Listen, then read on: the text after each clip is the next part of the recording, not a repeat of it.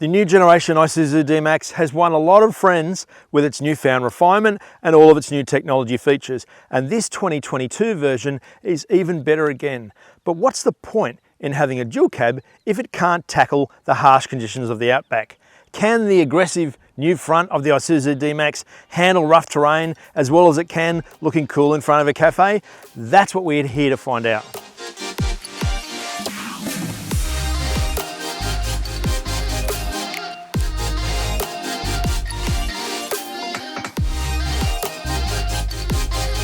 If there was an award for the most improved dual cab of 2021-22, I reckon that should absolutely go to the Isuzu D-Max. And I can feel that from the moment that you sit in it, because the old driving position, much as with the Holden Colorado, was rubbish. You sat way too high, the seat could never get in the right place, steering wheel in a weird position, and all of that is now gone because I am now in quite a comfortable place here, and I'm just in an LS-U with cloth seats and manual adjustment with electric lumbar support. And I think all of that starts to hint towards the fact that this LS-U spec is the best D-Max spec, because it pretty much looks like an LS-U Plus, almost like an X-Train but without the blackout stuff, but it keeps it a little bit real. It already has keyless entry for 2022 and push button start. It has a tray liner tub. It has a tow bar thing already set up for it. It now has the lane keep assist that you can turn off on the steering wheel for 2022, which is also good. And it has this 9-inch screen in the center here with 8 speakers, including these sort of wireless sound ones up in the roof. And it sounds really good. Like, you don't need to go more than this, although it is just under 60,000 before on road costs, so it's still not cheap. But I think that this car has a lot more personality than I was giving it credit for before taking it away on this Outback drive.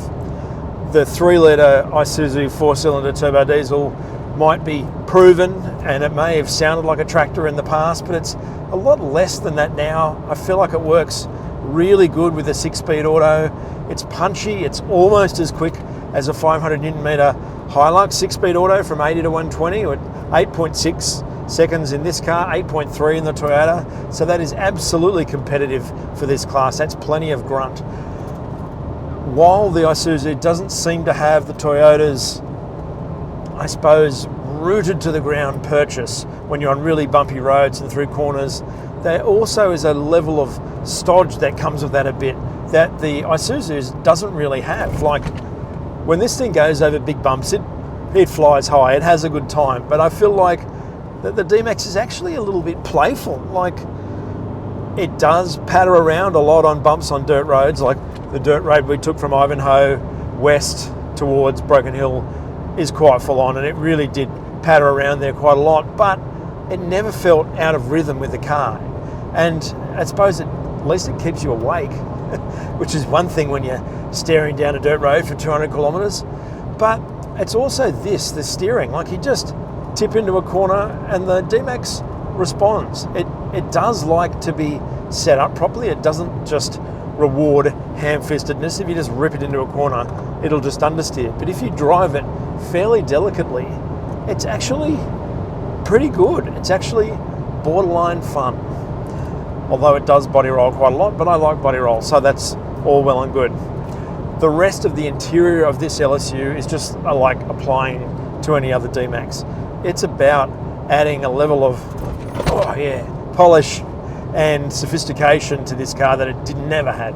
Having this stitched padded thing on top of the dash, just having a nice sort of little step forward from the dashboard, gives you a nice airy view. It doesn't feel as bunched in as, say, in a Hilux where the dashboard's quite short, and you've got a really good view over the bonnet as well. There's just a level of cohesion in here that seems to work. Among those highlights are this really easy dual zone climate control that's standard in the LS-U. It's got air vents in the back. It's got a USB in the back to match this pretty good stereo.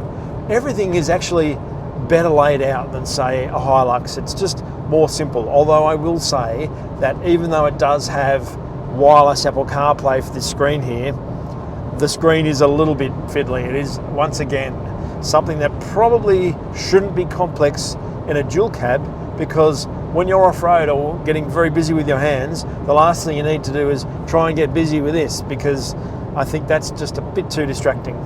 But the basics are here. Proper door handles, door grabs here on the A pillars and on the B pillars.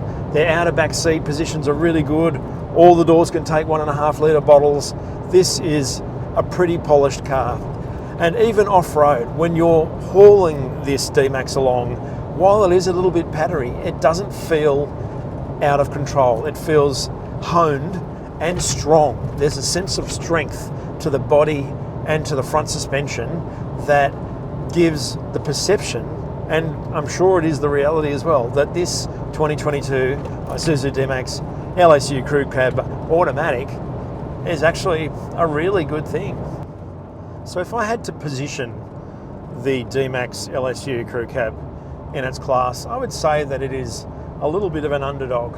It's probably perhaps brought down a little bit by the sort of agricultural, no-nonsense aspect of its predecessors, but it's more of a dual cab than that. It's a more accomplished, more fun, and actually kind of playful thing to drive for one of these things. Like, if you're going to have fun in a dual cab, you want it to be reasonably safe and efficient too. We're averaging well under 10 litres per 100 Ks, and we have been hammering these things across so far 1,500 kilometres worth of dirt roads and off-roading and cornering and foot flat driving, like really quite a lot of demanding stuff, and yet it's still doing pretty good. And I must say as well is that the D-Max is surprisingly refined. There isn't heaps of road noise. There really isn't that much wind noise either. Like, this has truly become a completely different car. I suppose it's a shame that it does look a bit fangy at the front and a bit like a D-Max. I'm sure a lot of people like that. Let us know if you think that. I personally kind of wish the LS-U's chrome crap was blacked out, but that's where you buy an X-Train, right? It probably undersells it a little bit. I think it probably looks a little bit chintzier than the reality is of the way that it drives. And now having to be able to turn this lane keep assist off, that is overzealous, and it's probably not as bad as the worst in its class, but certainly better than it was before.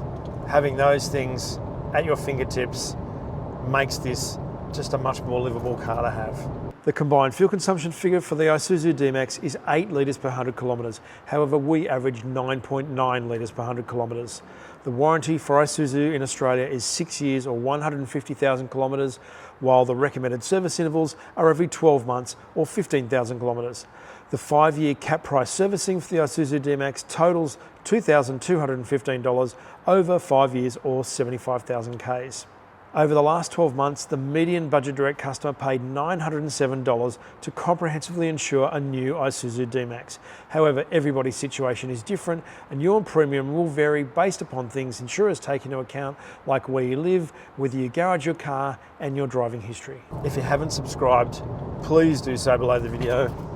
Hit the notification bell and tell us what you think about the Isuzu D-Max and whether you'd take one to the Outback or about chasing cars. Thanks for watching.